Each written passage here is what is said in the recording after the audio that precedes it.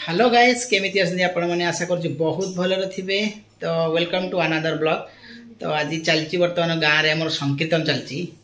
तो एबे कार्तिक मासर शेष दिन आज तो संकीर्तन चलची वर्तमान। तो चलो देखिबा केमिति संकीर्तन चलची, चलो देखिबा। एबे जे सकाळ 8टा ठीक अछि, एडा सकाळ टाइम रे संकीर्तन हमर चलची। तो चलो जिबा।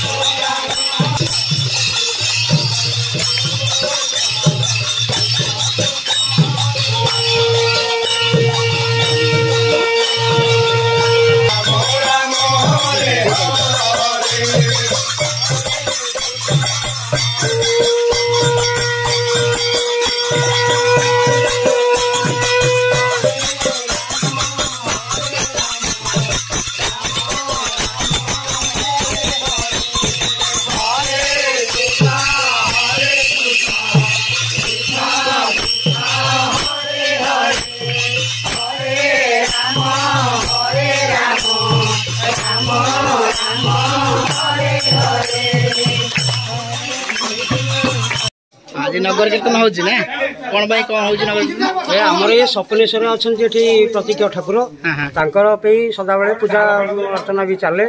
ये कार्तिक पूर्णिमा अवसर में आम टे नाम संकीर्तन करी मंदिर ठारू बर्तमान गाँ दाण्ड टे बुलूँ समस्त लोक कर्णे पड़ो हरिनाम ठारू आउ नाम कि ना तेणु ये कलिकाल जुगे कि आमर ना उद्धार पाई तेणु ये हरिनाम ही मुख्य। तेणु ये राम नाम टे डाकिया छड़ा अन्य किसी ना समस्त लोक सचेतन करा राम नाम टे हरिनाम टे नापाई कहना अंत काल आउ से ही सहाय। आज शेष बोली कार्तिक मास हाँ आज कार्तिक मास शेष हो ठीक है बढ़िया।